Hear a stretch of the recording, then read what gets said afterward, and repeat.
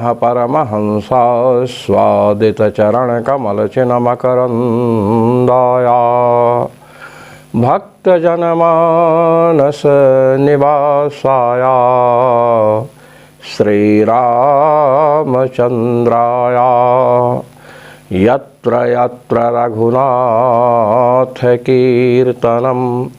तत्र तत्र कृतमस्तकाञ्जलिं बाष्पवारि परिपूर्णलोचनं मारुतिं नमत राक्षसान्तकं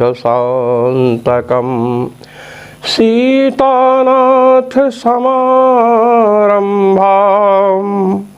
रामानन्दार्यमध्यमाम् अस्मदाचार्यपर्यन्तां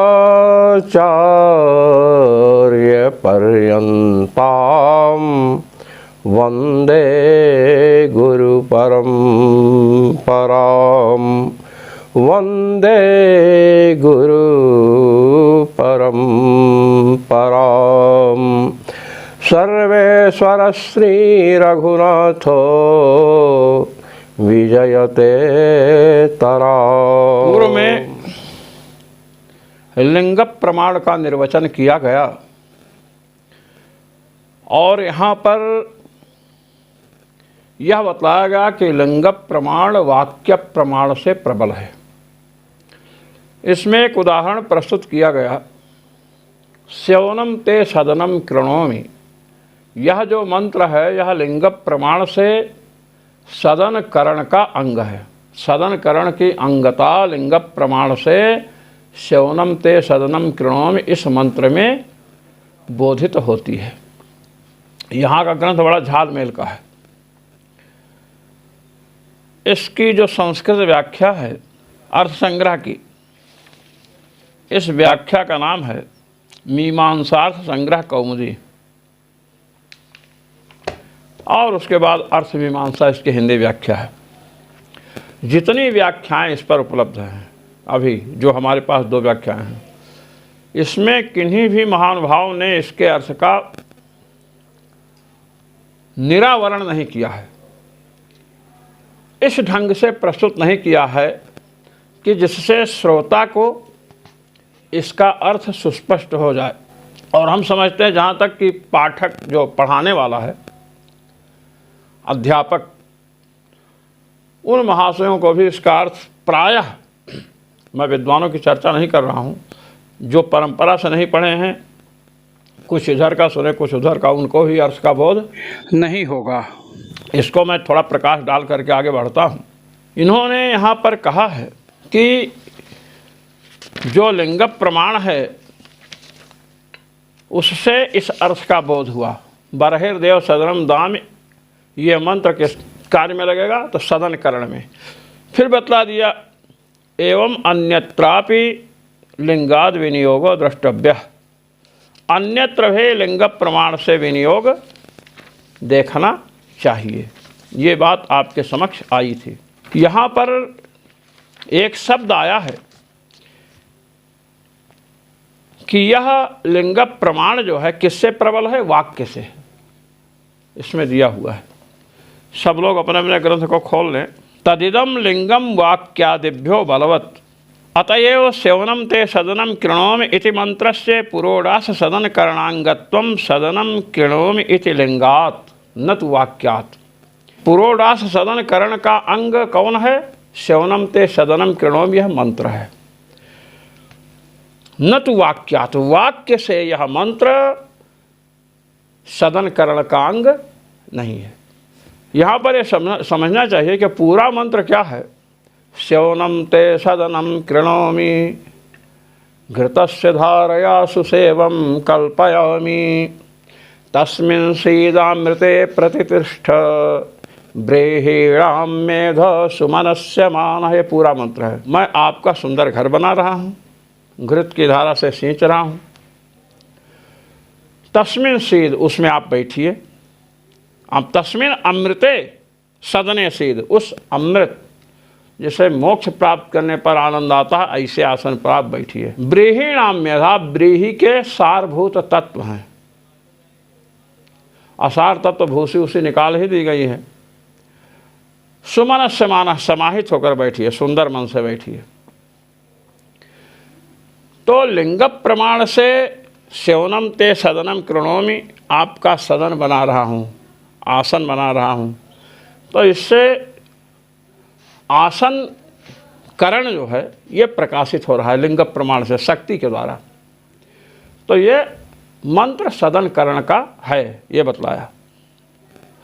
केवल इतना नहीं, सेवनम ते सदनम कृणोमि घृतस्य धारया सुसेवम कल्पयाम, ये मंत्र का जो पूर्वार्ध वाक्य है, इतना ही। ये किस में प्रयुक्त होगा? जब आसन बनाएंगे पुरोडास का। जब पुरोडास को बैठाना होगा, अब रखना होगा ना, पहले बाटी बना रहे हैं तो बाटी बनाते समय भगवान का स्मरण किए,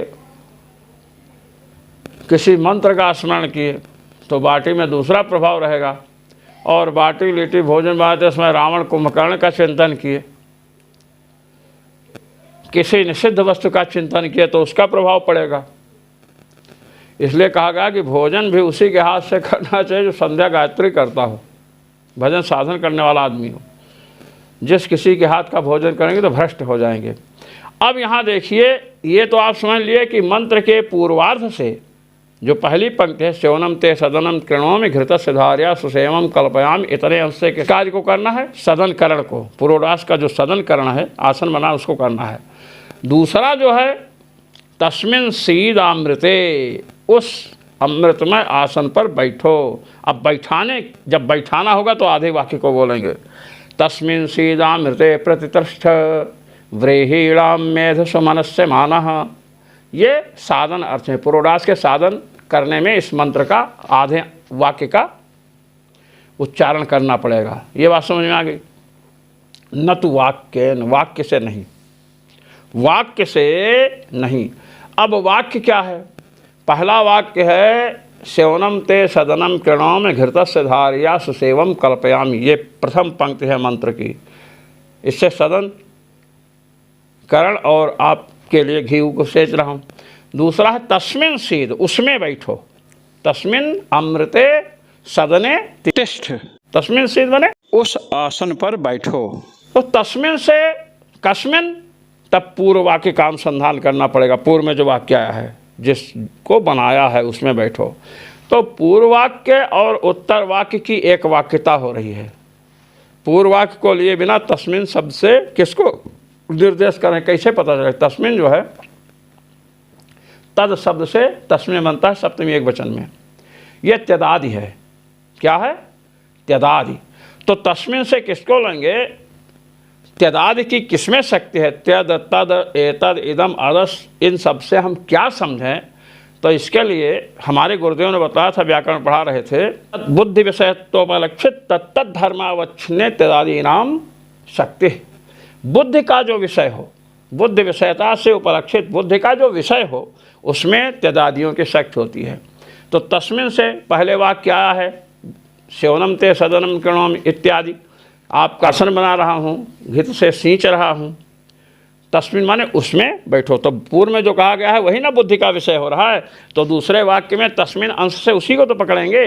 तो दूसरा जो उत्तरार्ध वाक्य है और जो पूर्वार्ध वाक्य है, दोनों मिल करके एक वाक्यतापन्न होते हैं, तभी अभीष्ट अर्थ उपलब्ध होता है। अब ये दोनों वाक्य जब मिला दिए, जैसे वेदांत में 4 महावाक्य हैं। क्या हैं? 4 महावाक्य हैं। इसी प्रकार यहाँ एक बहुत बड़ा वाक्य हो गया। चारों महावाक्य छोटे पड़ गए शरीर के दृष्टि से। तत्तमसि अयमात्मा ब्रह्म अहम ब्रह्मास्मि प्रज्ञान ब्रह्म, 4 महावाक्य हैं। तो उनको मिलाओगे भी तो ये बड़ा है, मंत्र का आकार बड़ा है। तो यहाँ पर आप ये देखें कि ये दोनों वाक्य मिलकर के एक वाक्यता हुई, तो एक वाक्य बने। अब ये वाक्य प्रमाण हो गया। ध्यान देने की बात है ये विषय यहाँ पर किसी ने, मतलब आप YouTube पर पाठ देखे, लोगों के सब घिचर पिचर करके आगे बढ़े हैं। तो अब वाक्य प्रमाण जब हुआ, अब वाक्य प्रमाण से ये जो मंत्र है ना, ये मंत्र ना तो सदनकरण का, केवल ना तो सदनकरण का प्रकाशन करता है, ना केवल साधनकरण का। सदन करण, केवल सदन करण में भी यह समर्थ नहीं है और केवल साधन करण में भी समर्थ नहीं है, तो दोनों को बता रहा है। तो वाक्य प्रमाण से आप इस मंत्र का विनियोग एक में ही कर सकते हो। सदन करण करना हो तब पढ़ सकते हो, चाहे साधन करण करना हो तब पढ़ सकते हैं, क्योंकि जो विधान करेंगे ना, मंत्रेण सदना पूर्वम भावयेत, भाई जब मंत्र पढ़ेंगे, सदन करण माने भाई आसन बनाना है, तो बिना मंत्र पढ़े भी तो आसन बना सकते हो, बिना मंत्र पढ़े भी आप आसन बना सकते हैं। तो मंत्र पढ़ेंगे तो आसन में क्या वैलक्षण आएगा।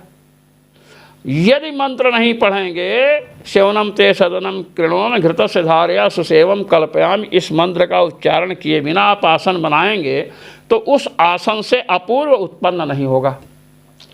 जैसे प्रोक्षण के बिना व्रीहि से अगर पुरोडास बनाएंगे तो वह व्रीहि अपूर्व उत्पन्न करने में समर्थ नहीं होगा, बताएगा ना। एवं सर्वेष्वप्यंगेषु अपूर्व प्रयुक्तमंगत्वं बोध्यम, संपूर्ण अंगों में अपूर्व प्रयुक्त अंगत्व जानना चाहिए।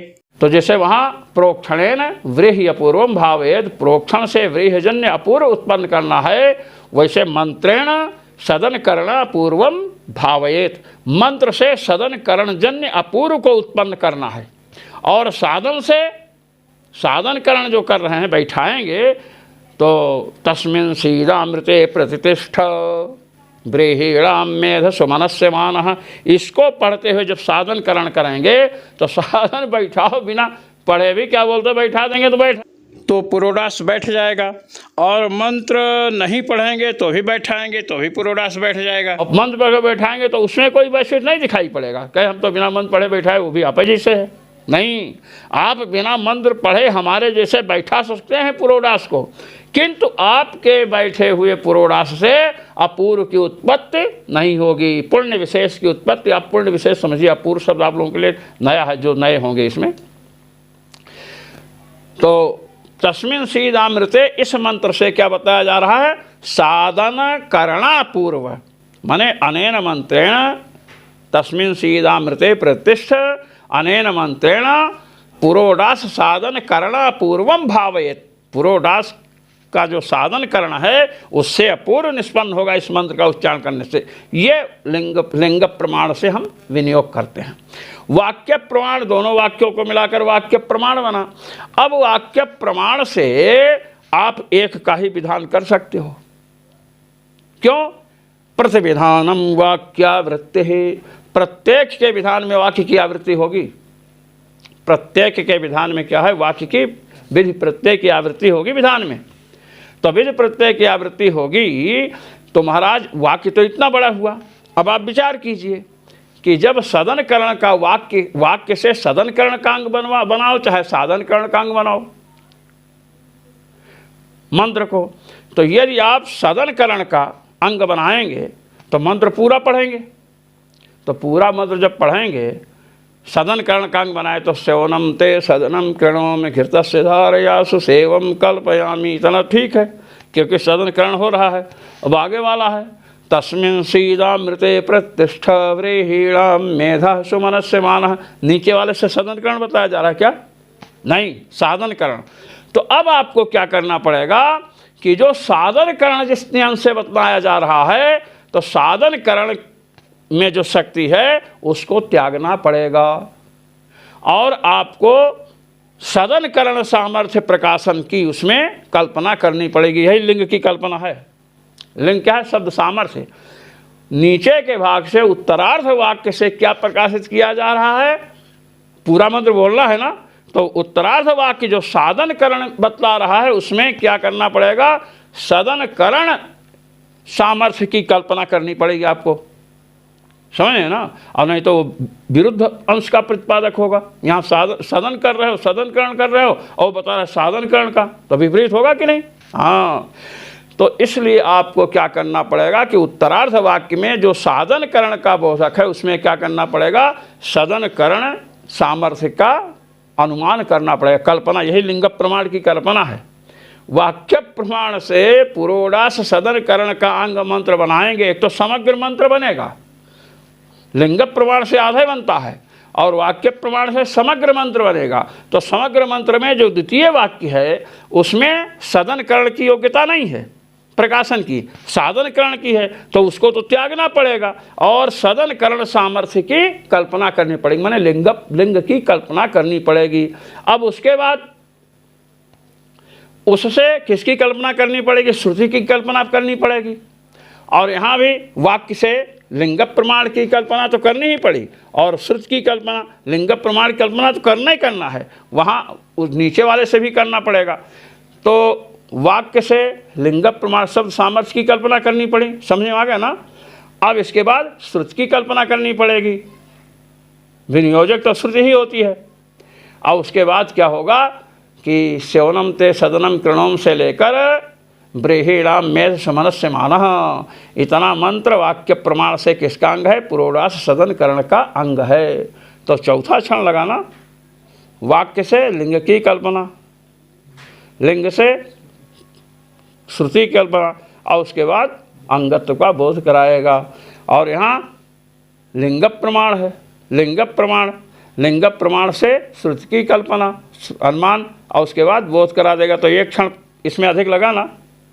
तो लिंग प्रमाण को तो केवल श्रुति की अपेक्षा है और वाक्य प्रमाण को लिंग प्रमाण की प्लस श्रुति प्रमाण की अपेक्षा है, यही इसकी दुर्बलता है। अच्छा, अब एक तो ये बताया आपको। अब वाक्य प्रमाण से कहने हम साधन करण, पुरोडास के साधन करण का अंग बनाएंगे मंत्र को, कहते चलो वहाँ भी चलो। पुरोडास के साधन करण का अंग ये मंत्र है पूरा। ऐसा आप कहोगे तो होगा क्या कि नीचे वाला जो उत्तरार्ध वाक्य है, तस्मिन् सीदामृते प्रतिष्ठ ब्रेहिणाम मेध सुमनस्य मानः, तस्मिन् सीद बैठो, बैठाने का साधन करण का बोधक तो है और पूर्वार्ध क्या है? वो सदन करण का बोधक है। तो सदन करण का बोधक नहीं है, ये कल्पना करनी पड़ेगी। अब कहा नहीं मान लीजिए हमारी बात, अच्छा आपकी बात मान लें, तो उसको तो छोड़ना पड़ेगा ही, मानने से तो काम नहीं चलेगा ना, मामा मामी का घर नहीं है कि मान लीजिए। तो श्यवनम ते सदनम कृणोम, ये जो सदन करण का प्रकाशक है, सदन करण सामर्थ्य का बोधक है, इसमें क्या कल्पना करनी पड़ेगी? साधन करण की। जैसे पूर्व में बताया वैसे हाँ, तो वाक्य से लिंग की कल्पना करनी पड़ेगी और उसके बाद श्रुति की कल्पना फिर चौथे क्षण में। और यहाँ लिंग है, लिंग से श्रुति की कल्पना होती है एक क्षण में। तो लिंग प्रमाण एक कोटि कम है, उसमें अधिक है, इसलिए वाक्य क्या है? दुर्बल है। और ये अब पूर्व पक्षी कहना क्या चाहता था कि वाक्य प्रमाण से आप केवल सदन करण का अंग बना सकते हो अथवा साधन करण का अंग बना सकते हो। अब दोनों का अंग अगर आप बनावें कि नहीं सदन करण का भी है साधन करण का भी है, तो सदन करण का अंग बनाओगे तो उत्तरार्ध वाला साधन करण का द्योतक है, प्रकाशक है, तो वहाँ पर सदन करण के प्रकाश की कल्पना आपको सामर्थ्य की करनी पड़ेगी। तो आपको जाना पड़ेगा चौथे क्षण में। और साधन करण का बनाओगे तो पूर्वार्ध में साधन करण प्रकाश। तो ये स्थिति होगी। वाक्य प्रमाण से समग्र मंत्र का, दोनों पंक्तियों वाले मंत्र का प्रयोग करना पड़ेगा आसन बनाने में अथवा प्रतिष्ठित करने में। तो इसमें गौरव है कि नहीं? वाक्य प्रमाण से लिंग सामर्थ्य की कल्पना करनी पड़ेगी ना। सेवनम ते सदनम करणों में साधन की कल्पना करनी पड़ेगी और जो नीचे है साधन में, वहाँ सदन करण की, साधन पक्ष में सदन करण की कल्पना और साधन पक्ष में प्रथम की साधन करण में। समझ में आई बात ना। तो वाक्य प्रमाण में गौरव है और लिंग प्रमाण में गौरव नहीं। अब लिंग प्रमाण में क्या हुआ? लिंगम सामर्थ्यम शब्द की सामर्थ्य है, तो आसन बनाना है तो सेवनम ते सदनम कृणोम घृतस्य धारयासु सेवम कल्पयामि, बस इतने ही मंत्र से हमको प्रकाशन हो गया, आसन बना लेंगे, नीचे वाला नहीं बोलना है। और जब साधन करना है पुरोडास का तो वहाँ पर कहना है तस्मिन् सीदामृते प्रतिष्ठ व्रीहिणाम मेधो सुमनस्य मानः, इसको बोल करके साधन करना। समझ में आ गया ना? आइए अब आगे चलते हैं।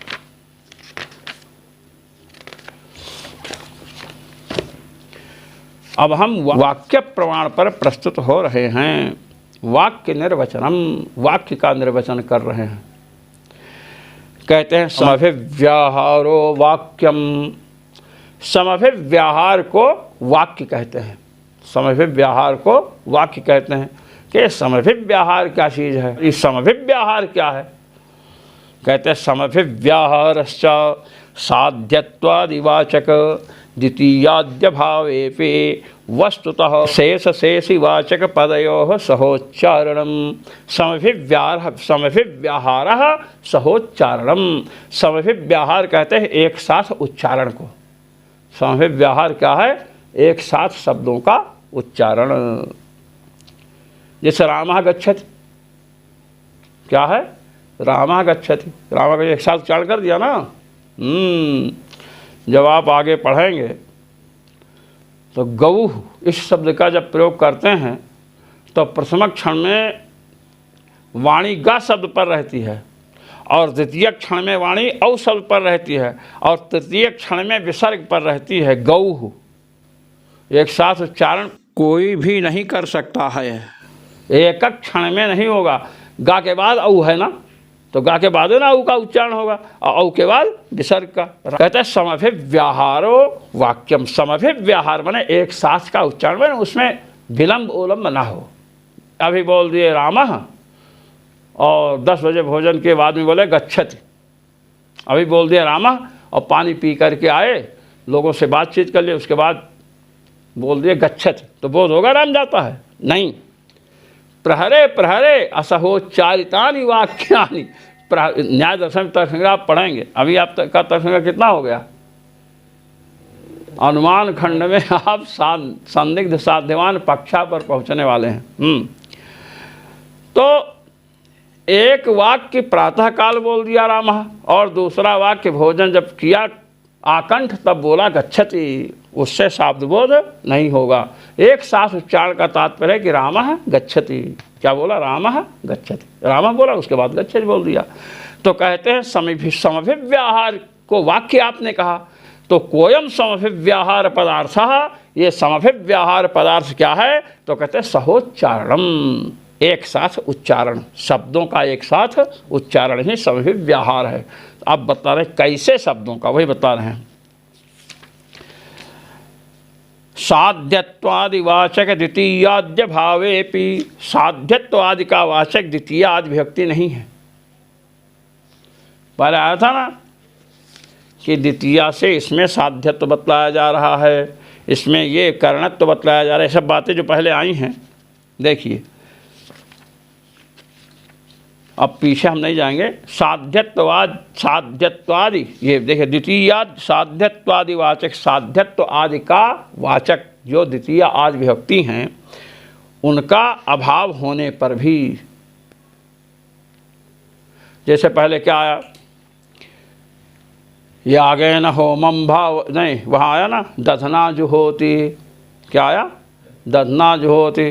तब उसका वाक्य का अर्थ के दधना होमम भावयेत कहा ना, तो दधना में तृतीय विभक्ति थी कि नहीं?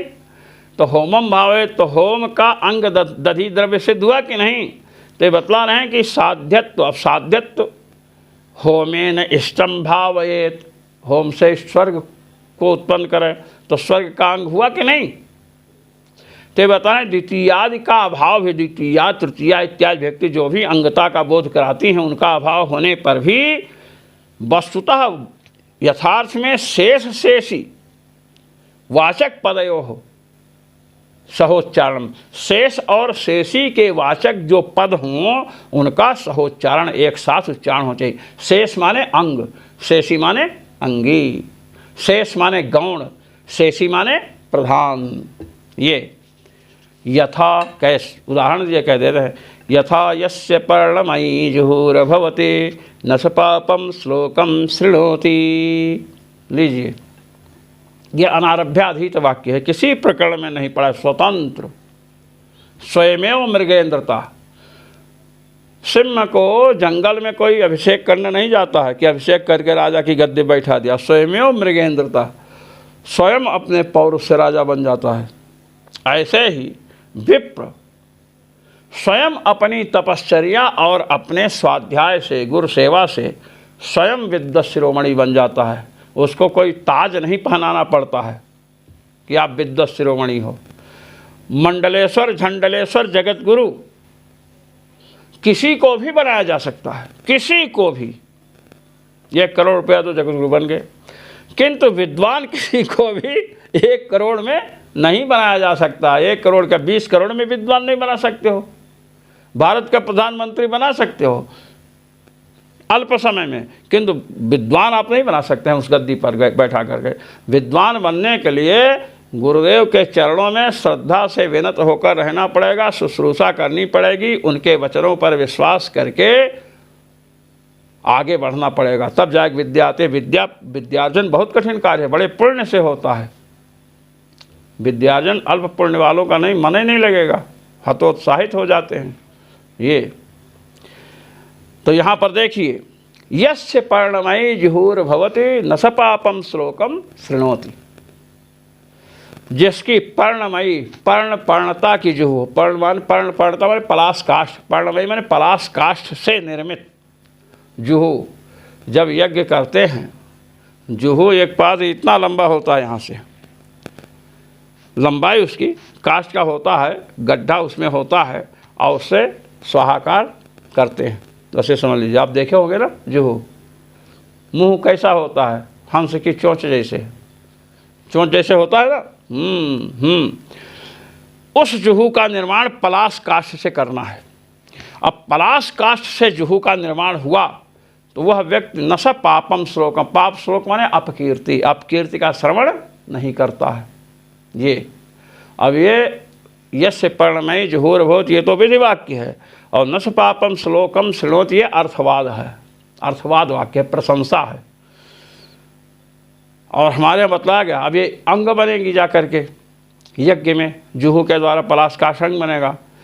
तो कहते हैं फलवत सन्निधा व फलम तदंगम, फलवान जो प्रधान कर्म है उसके समीप उसके अंगों के जो फल पढ़े गए हैं कि इससे ये फल होता है, उसकी आँख निकाल लो जैसे फल होता है, बहुत सी बातें आएंगी। तो कहते हैं उसका फल नहीं होता है। सब प्रधान कर्म को संपन्न कराने में कार्य करते हैं। चलिए, यस्य पर्णमयी जुहुर्भवति न स पापम श्लोकम शृणोति, जिसकी पर्ण का मयी माने पलाश काष्ठ की जुहू होती है, वह अपकीर्ति का श्रवण नहीं करता है। अत्र पर्णता जुहुओह समव्याहारादेव, पर्णताया जुहु अंगत्वम। कहते हैं अत्र माने यस्य पर्णमयी जुहुर्भवति न स पापम श्लोकम शृणोति। अस्मिन् वाक्ये, इस वाक्य में पर्णता जुहुओह समव्याहारात, पर्णता और जुहू, पर्णता और जुहू माने, पर्णता में पलाश काष्ठ और जुहू दोनों का समव्याह एक साथ उच्चारण है।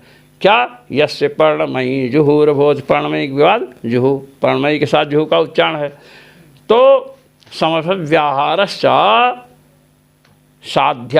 साध्यत्वादिबोधक द्वितीयाद्य भावेपि वस्तुतः शेषशेषिणोः सहोच्चारणम समव्याहार। समव्याहार में वाक्य क्या है कि द्वितीयाद विभक्ति ना भी रहे, शेष और शेषी का, अंग और प्रधान का एक साथ उच्चारण। तो यहाँ पर्णमयी जुहुर्भवति पर्णता अंग है जुहू का, दोनों का एक साथ उच्चारण है, तो ये वाक्य हो गया। अब वाक्य प्रमाण से पर्णता जुहू का अंग है यह बोधित होगा, वही बता रहे हैं। अत्र पर्णता जुहुओह समव्याहारादेव, पर्णता और जुहू का एक साथ उच्चारण है। यस्य पर्णमयी जुहुर्भवति, कहते हैं पर्णतायाः जुहू अंगत्वम। अब वाक्य हो गया ना, शेष कौन हो गया? पर्णता, पर्णमयी से, पर्णता माने पलाश काष्ठ, पर्णता माने पर्णिष्ठ, पर्णता पर्णत तो कोई जाति वाति नहीं, पलाश काष्ठ। तो पलाश काष्ठ अंग हो गया किसका? जुहू का। पर्णतायाः जुहू अंगत्वम, पर्णता जुहू का अंग है। अब कह रहे नचा अनर्थक्यम, कहे अनर्थक्य नहीं है भाई, पर्णता पलाश काष्ठ को जुहू का अंग बनाने की क्या जरूरत है, समझे कि नहीं? खदिर है, खैर उससे हम जुहू बना देंगे, हम बबूल की लकड़ी कटवा पिटवा करके जुहू बना देंगे, आम की लकड़ी से बना देंगे, समझे कि नहीं? पीपल की लकड़ी से बनवा देंगे, हमारे यहाँ बगीचे में बहुत लकड़ियाँ, हम किसी से भी बनवा सकते हैं। तो फिर पलाश काष्ठ को जुहू का अंग बनाने की क्या आवश्यकता है? तो अनर्थक बात है, व्यर्थ है। कहते हैं नचा अनर्थक्यम, अनर्थक्य है। पलाश काट से जुहू बनाया ये अनर्थक है। हम किसी भी लकड़ी से जुहू का स्वरूप तैयार करा सकते हैं।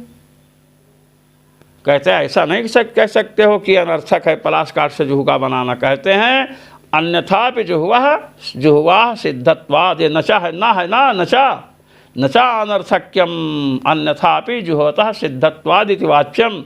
वाच्यम जहाँ आया वहाँ ना का कान पकड़ करके यहाँ ले आओ। इतना वाच्यम अनर्थक्य है। पलाश काट से जुहू बनाना, इसका विधान करना अनर्थक है, फालतू है, बेकार है, व्यर्थ है। हम खदिर से खैर से बना देंगे, पीपल इत्यादि का लकड़ी से बना देंगे। कहते अन्यथापि जुहुआ, अन्यथा माने अन्य काष्ठ से भी जुहू का स्वरूप सिद्ध हो सकता है। कहते इतना वाचम के ऐसा मत कहो, ऐसा नहीं कह सकते हो। कहे क्यों? कहिए जुह शब्देन तत्साध्या पूर्व लक्षणात्। कहे जुहू ये नहीं है पर्णतया जुहूम भावयेत, पलाश काष्ठेन जुहूम भावयेत, ये नहीं इसका तात्पर्य है। हमने पहले ही संकेत कर दिया है कि अंग जो होते हैं, जो अंगता बोधित होती है वह अपूर्व प्रयुक्त होती है। पहले से कहा है, हम बार बार आपको कान पकड़ कर बताओ, ऐसा तो संभव नहीं है। पूर्व पक्षी को कह रहा है सिद्धांती। यस्य पर्णमय जुहुर्भवत माने पर्णतया जुहूम भावेत माने पलाश काष्ठेन जुहू अपूर्वम भावेत।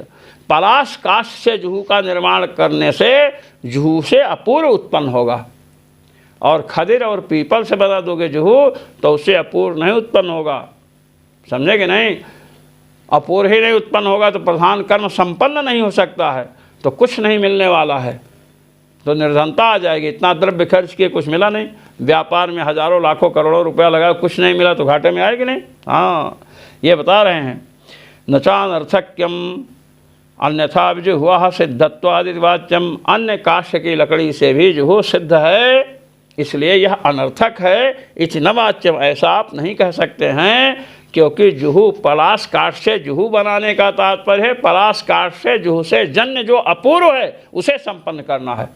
पलाश काठ की जुहू बनाएंगे तो उस जुहू से हवन करने पर अपूर्व उत्पन्न होगा, और अन्य काठ से बनाओगे दोगे तो अपूर्व उत्पन्न नहीं होगा। अब ले आए जा करके स्टील का चम्मच, और स्टील का चम्मच ला करके उसी से स्वाहा स्वाहा स्वाहा। अब जितने देवता हैं सब गुस्सा रहे हैं, अरे चम्मच करना था तो हम चांदी का चम्मच लाते, तेजस वस्तु लाते। तो ये है, इसीलिए बताया गया नास्ति यज्ञ समोरिपु। समझे कि नहीं? हाँ, ये लीजिए।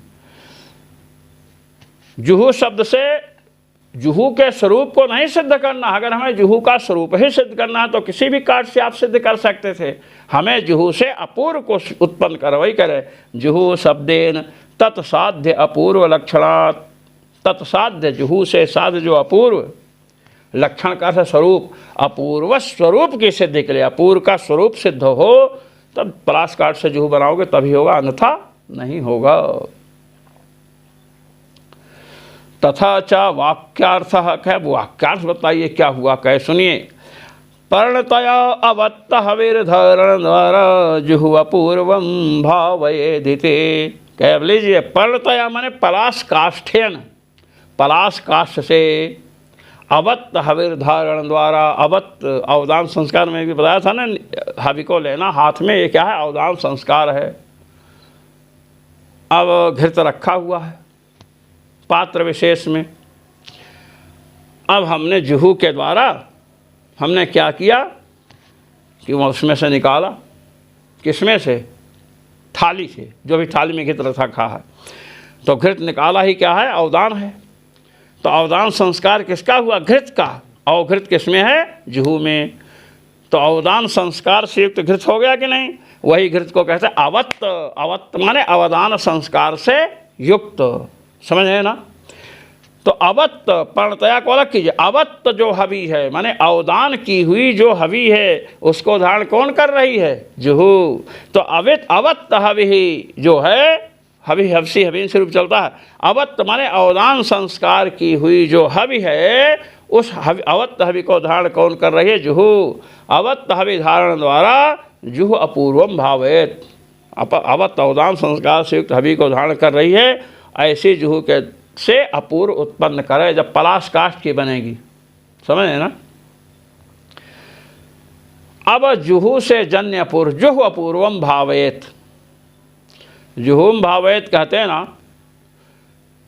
तो जुहू को उद्देश्य करके पलाश काष्ठ का विधान होता। तो उद्देश्य से जुहू हुई तो उद्देश्यता किस में आती? ब्रह्मचारी जी बताइए, उद्देश्य जुहू है, उद्देश्यता किस में आएगी? जो मैं पूछ रहा हूं उसको ध्यान देकर सुनिए। उद्देश्य हवि है, कौन है? हवि है, तो उद्देश्यता किस में आएगी? उद्देश्य आपका क्या है? तो उद्देश्यता किस में आएगी? नहीं, उद्देश्य घट है तो उद्देश्यता किस में आएगी? हाँ, उद्देश्य हवि है, उद्देश्य घट है तो उद्देश्यता किस में आएगी? उद्देश्य क्या है आपका? उद्देश्य का धर्म क्या है? उद्देश्यता। उद्देश्य क्या है? घट। उद्देश्यता किस में आई? उद्देश्य का धर्म, उद्देश्य का धर्म कौन होगा? उद्देश्यता। उद्देश्य बनाया घट को तो उद्देश्यता किन निष्ठ हुई? घट में नहीं आई। इतना पढ़ा गए।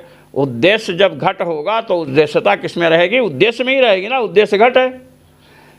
उद्देश्य यदि हो जुहू को बनाएंगे तो उद्देश्यता किस में रहेगी? जुहू में।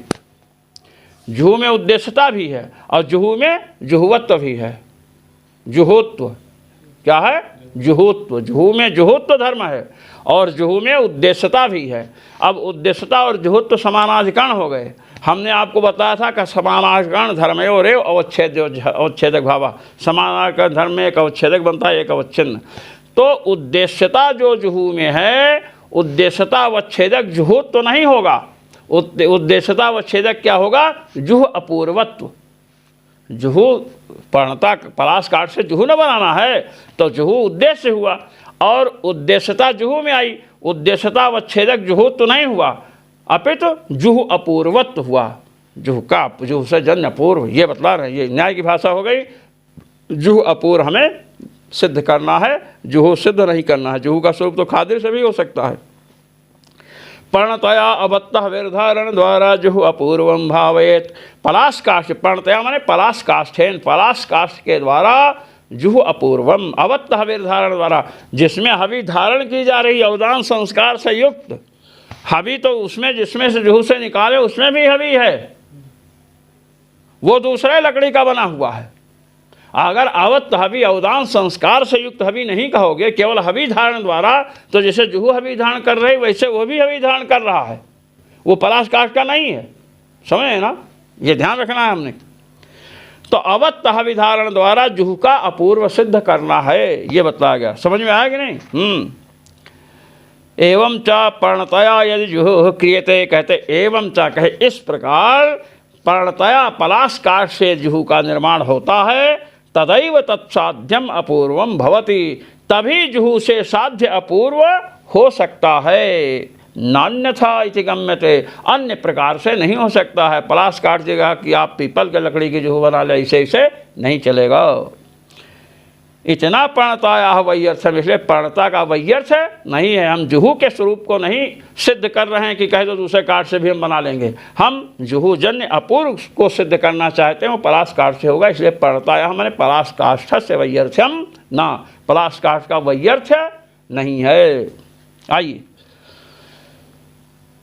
अवत्तः विर्धारण द्वारेति च अवश्यम वक्तव्यम। अब अवत्त हविर धारण द्वारा आपने कहा है जुह पूर्वम भाई, तो अवत्त हविर धारण द्वारा क्यों कहे? बहुत बड़े नैयायिक बन रहे हो तो हम उसका अर्थ कर रहे हैं। अवत्त हविर धारण द्वारा नहीं कहोगे, अवत्त हवि नहीं कहोगे। कैसी हवि धारण करा? अवत्त मैंने अवदान संस्कार से युक्त, केवल हवि धारण द्वारा। तो जो पात्र जुहू, जो पात्र इससे नहीं बना है, किससे? पलाश काठ से, वो भी हवि धारण कर रखा है। जुहू से हवि निकालो किसी उस पात्र से, तो हवि धारण द्वारा तो वो पलाश काठ का है क्या? नहीं है ना। तो उद्देश्य अगर आप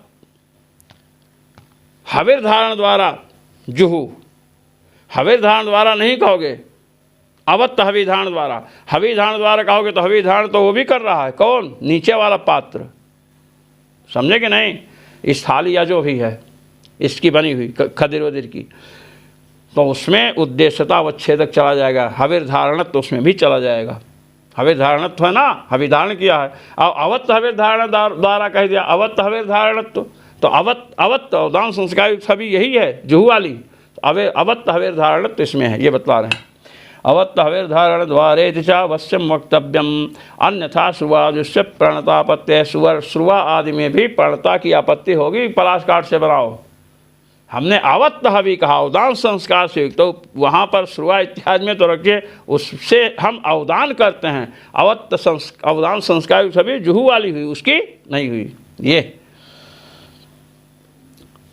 अन्यथा श्रुवाजुष्य विप्रणतापत्ते है, सेयम पर्णता अनारभ्याधीतापि सर्व प्रकृति सेव अन्वेति। कहते हैं सेयम, यह जो पर्णता है, ऐसा जो पराशकाश्य है, ये अनारभ्याधीत है। अनारभ्याधीत और आरभ्याधीत दो प्रकार के वाक्य होते हैं।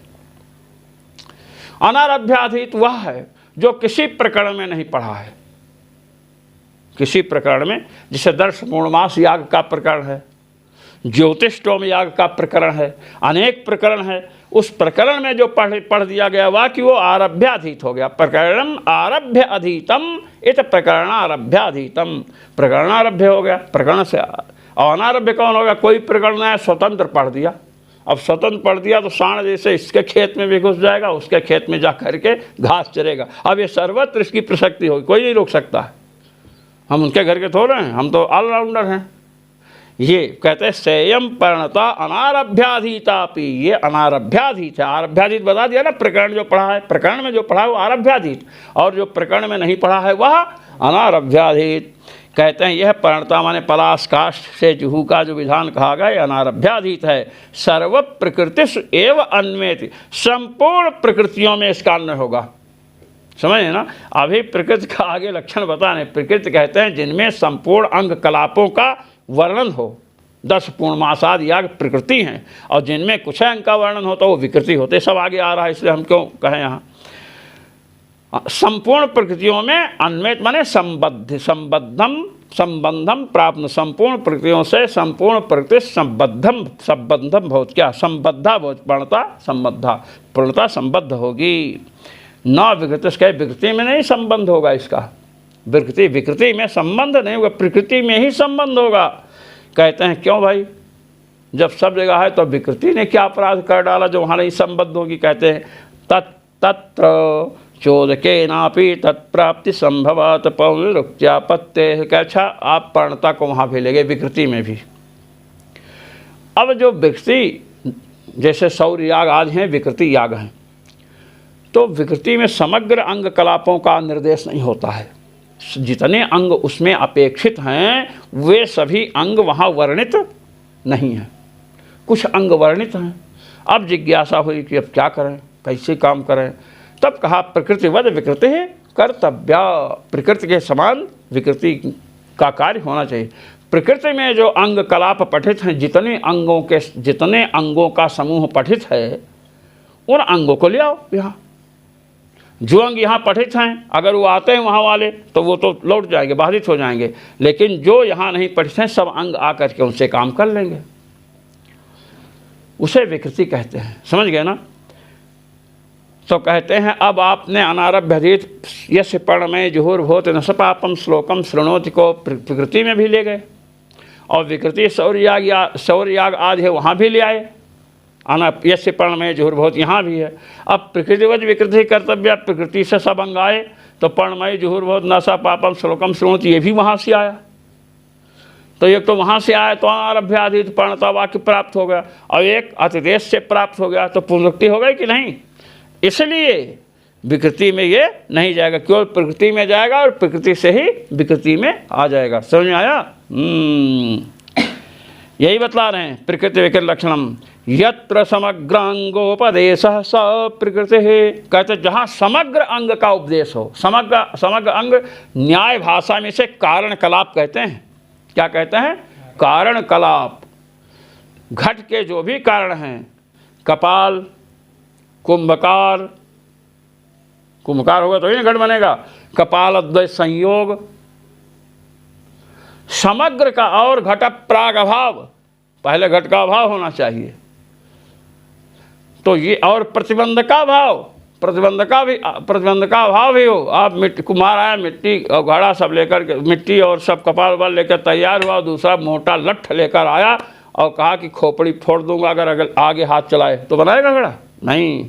तो प्रतिबंधक का अभाव भी होना चाहिए। तो समग्र कारण, संपूर्ण कारण रहेंगे तब घट बनेगा। तो वहाँ कारण कलाप कहते हैं, नैयायिक लोग क्या कहते हैं? कारण कलाप, और उसी को कारण सामग्री भी कहते हैं। अब यहाँ पर कह रहे हैं कि समग्र अंगों का उपदेश हो, माने कारण कलाप का उपदेश हो, कारण सामग्री का उपदेश, संपूर्ण कारण जहाँ पर उपदिष्ट हों उसे प्रकृति कहते हैं। यथादर्श पूर्णमास आदि से दर्श पूर्णमास है, पंच प्रयाज दशानुयाज जितने भी कारण हैं सबका उल्लेख है वहाँ अंगों का, जिससे कार्य संपन्न होगा। 10 पूर्णमास कह तत्प्रकरण सर्वांग पाठात, कह उस प्रकरण में सभी अंगों का पाठ है, कोई छोड़ा नहीं गया। यत्र न सर्वांगोपदेशः सा विकृति, जहाँ संपूर्ण अंगों का उपदेश नहीं उसे विकृति कहते हैं। कैसे कैसा? यथा शौर्यादि, शौर्य याग है, वहाँ संपूर्ण अंग नहीं पठित हैं, तो प्रकृतिवद विकृति ही कर्तव्या, प्रकृति के समान विकृति करो। तो 10 पूर्णमास आदि में जो अंग पठित हैं वे वहाँ चले जाते हैं। जैसे कहा गया गुरुवद गुरुपुत्र अनुगंतव्य, गुरु के समान गुरुपुत्र का भी अनुगमन करना चाहिए। गुरु जी का बड़ा सम्मान किए, किसी समय गुरु जी नहीं आ पाए, अपने पुत्र को भेज दिए, कहे गुरु जी का लड़का है, क्या है, बैठा दो कहीं, ये नहीं चलेगा। समझे कि नहीं? गुरु के समान गुरुपुत्र का भी अनुगमन करना चाहिए।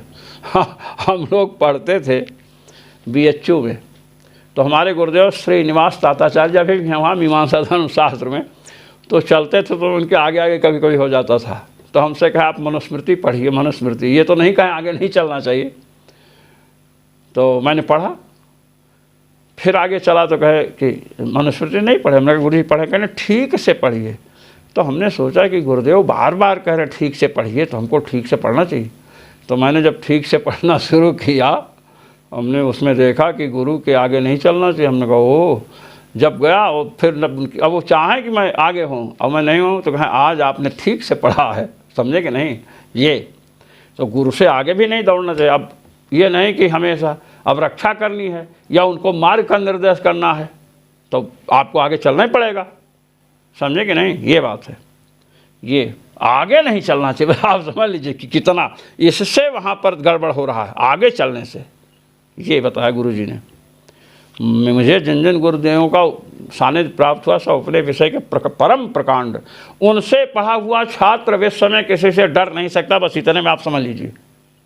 बद्रीनाथ शुक्ल गुरु जी न्याय दर्शन के बड़े भारी विद्वान, श्री जयराम शुक्ल जी काशी नरेश के राजकुमार को पढ़ाने के लिए थे, विश्वनाथ शास्त्री दातार जी जो ऐसी कल्पना कर दें कि पंडित लोग इधर उधर झांकने लगे। साहित्य पढ़ा जा करके काव्य प्रकाश वायुनंदन गुरु जी से, समझ ना, बड़े अच्छे थे, एक से एक धुरंधर। व्याकरण काशी में गए श्री पुरुषोत्तम त्रिपाठी गुरु जी, श्री रामप्रीत द्विवेदी गुरु जी, सालग्राम मिश्र जी, ये सब तब इनके आगे कोई टिकता उगता नहीं था, इसलिए हम लोग को भय नहीं लगता गुरुजनों के आशीर्वाद से। आइए मीमांसा श्री पट्टाभिराम शास्त्री गुरु जी विश्व के सबसे बड़े मीमांसक माने जाते थे। और साहित्य में इतना उनका वेग था, गति थी कि पूछो मत। हाँ, तो यहाँ बता रहे हैं प्रकृति में हमें गुरुजनों का स्मरण करना चाहिए। हाँ, देखिए जहाँ पर संपूर्ण अंगों का उपदेश ना हो वह विकृति है। अब संपूर्ण अंगों का उपदेश नहीं है तो प्रकृतिवद विकृति ही कर्तव्य है, अतिदेश है। व्याकरण आप पढ़ेंगे लोटो लंगवत, लोट लंग के समान, समझे कि नहीं? अस्थानिवद आदेशो नल विधो, ये सूत्र आएगा अजंतुल लिंग में, स्थानिवत। अब लीजिए प्रकृतिवत वैसे अस्थानिवत, तो ये सब अतिदेश है। क्या है? अतिदेश। प्रकृतिवत विकृति ही कर्तव्य, प्रकृति के समान विकृति वाला कार्य भी करो। तो शौर्याग भी वैसे संपादन किया जाएगा जैसे दर्श पूर्णमास संपन्न कर रहे हैं, ये बताया। तत्र कतिपयांगानाम अतिदेशेन प्राप्तत्वात्, शौर्यादि यागों में कतिपय अंग, बहुत से अंग अतिदेश से प्राप्त होते हैं, प्रकृति के समान विकृति करना इसलिए आ जाते हैं। अनारभ्य विधि सामान्य विधि, अनारभ्य विधि सामान्य विधि को कहते हैं कि जो ऑलराउंडर हो, सर्वत्र जो प्रविष्ट कर जाए, बस यहाँ पर प्रकृति की में आएगी, विकृति में नहीं आएगी। ये बताया। अब इसके आगे तो तदिदम वाक्यम प्रकरणादिभ्यो बलवत, ये विशेष आ रहा है, इसमें समय लगेगा, इसलिए पाठ को ही पूर्ण करते हैं। ओम पूर्णमदः पूर्णमिदं पूर्णात् पूर्णमुदच्यते पूर्णस्य पूर्णमादाय पूर्णमेवावशिष्यते। ओम शांति शांति शांति।